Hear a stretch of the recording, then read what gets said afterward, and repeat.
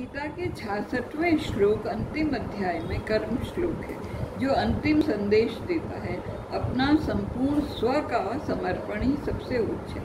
5 वर्ष के बच्चे के समान भोले बन जाइए। प्रभु स्वयं देखेगा आपके लिए क्या शुभ है, आपकी रक्षा करेगा।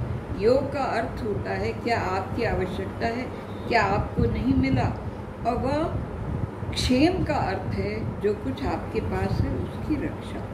भगवान स्वयं से कहे जाते हैं, भगवान स्वयं सेवक हो जाते हैं। वो सब भक्त जो श्रद्धापूर्वक और देवताओं या देवियों की उपासना आराधना करते हैं, वो अंत में मेरे पास ही आते हैं, जबकि स्वयं उन्हें ज्ञान नहीं होता।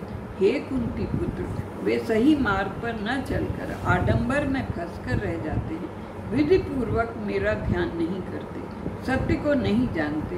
मैं ही हर यज्ञ का भोक्ता हूँ, पर क्योंकि वो लोग सही मार्ग नहीं पकड़ते तो फिर इस प्रकार संसार में आते रहते हैं। प्रत्येक यज्ञ पर प्रत्येक आराधना अंत में मुझ तक पहुँचती है। जो सामग्री हवन में यज्ञ में डाली जाती है मुझ तक पहुँचती है। ये ज्ञान आवश्यक है, अन्यथा मनुष्य तत्व से फिसल जाता है। वेद की बताई विधि ही सफलता पा सकती है, तभी मुझ तक पहुँचा जा सकता है। जो जैसी पूजा करता है उसी के अनुसार उसे स्थान मिलता है। जैसे देवी देवताओं के पूजक उनके पास पहुँचते हैं, भूत पिशाच की पूजा करने वाले वहीं पहुँचते हैं, और मेरे भक्ति मेरे पास तक आते हैं। शायद अन्य देवताओं की पूजा के आडंबर महंगे व कठिन हो, पर सच्ची भक्ति न खर्च मांगती है न कठिनता मांगती है। अपने हृदय में वास करने वाले देवत्व की पूजा एकदम सरल और सहज मानते हैं और वैसी ही होती है। श्री कृष्ण कहते हैं, पूरे भाव से जो मुझे एक पत्ता भी चढ़ाता है, फूल भी चढ़ाता है या केवल जल ही चढ़ाता है, मैं उसे स्वीकार करता हूँ। यदि मन पवित्र है तो संपूर्ण संतोष व प्रेम से चढ़ाई हर वस्तु में स्वीकार करता हूँ। मुझ में एकाकार होना आवश्यक है, इसीलिए वो भक्तों को संदेश देते हैं, तुम जो कुछ करो, खाओ, जो चढ़ाओ, जो छोड़ो, बस मुझे समर्पण करके करो, मैं तुम्हें अवश्य प्राप्त हो जाऊंगा।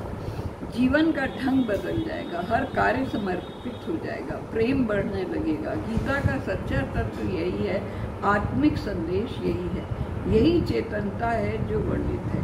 हम उसी परमात्मा में विलीन हो सकते हैं। जब सच्चे अर्थ में लोग भक्ति का अर्थ समझेंगे तो भक्ति की ओर अधिक झुकाव हो जाएगा और भक्तों की संख्या बढ़ जाएगी। जो आज शोर, दिखावा और झूठी शान भरी उपासना समाज में छाई हुई है, कम होती जाएगी, जीवन स्वयं धर्म बन जाएगा। इस प्रकार मनुष्य कर्म के बंधन से मुक्त होकर उसके परिणाम की उतनी आशा नहीं करे। तब सच में संन्यास योग का अर्थ उभरेगा।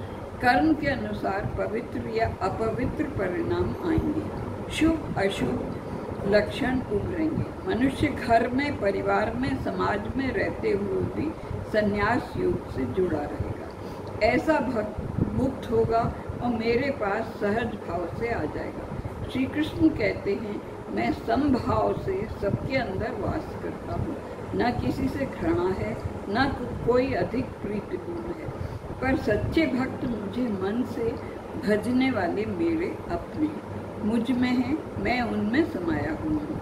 न कोई शत्रु है न मित्र है। उदाहरण के तौर पर जैसे सूर्य तापी मनुष्यों व संतों पर एक प्रकार से चमकता है, भक्त स्वयं मेरी उपस्थिति का अनुभव करके उसका लाभ उठाता है। जैसे जाड़े में आप आग के जितना निकट है उतनी उसकी गर्मी मिलेगी, अन्यथा दूरी आग का कम अनुभव देगी। जैसे अग्नि अन्यायी नहीं है, वो समान रूप से जल रही है, आपके ऊपर है, आप उससे कितना निकट हैं।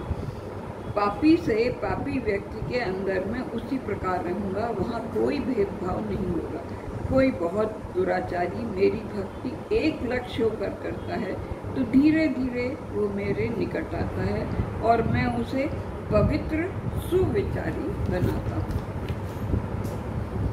ईश्वर सबको शुद्ध करते हैं। दुर्गुण निकालते हैं। यदि सच्चे भाव से उनके निकट हो जाइए तो ईश्वर का प्रेम उन्हें सब पापों से बचाता है। ईश्वर के सच्चे भक्त के स्पर्श मात्र से कभी कभी पापी एकदम बदल जाते हैं, पुनर्जन्म हो जाता है, पर संसार उसे समझ नहीं पाता और वैसा ही व्यवहार करता रहता है। केवल भक्ति से भरा समाज या मनुष्य ही सच्चाई समझ पाता है। हमारे आदरणीय समाज में कड़े अन्याय चलते रहते हैं, क्योंकि कठोरता से व्यवहार होता है। कोई मनुष्य बदल भी जाए तो लोग उसे समझते नहीं। आज का पापी कल संत महात्मा हो सकता है। वो अपने दोषों को स्वयं समझ सकता है। परिवर्तन कहीं भी कभी भी हो सकता है। श्री कृष्ण कहते हैं, मेरा भक्त कभी मिटता नहीं। अगले श्लोक में श्री कृष्ण कहते हैं, वो लोग जो पाप और दुर्गुण से भरे होते हैं मुझे प्राप्त करने में सफल होते हैं, यदि भक्त सच्चे मन से होते हैं। अत्यधिक बल इस बात पर दिया गया है कि जिसे समाज ने निकृष्ट कहा हो, जिसे निम्न स्तर का माना हो, मेरी भक्ति उन्हें ऊपर उठाने में सफल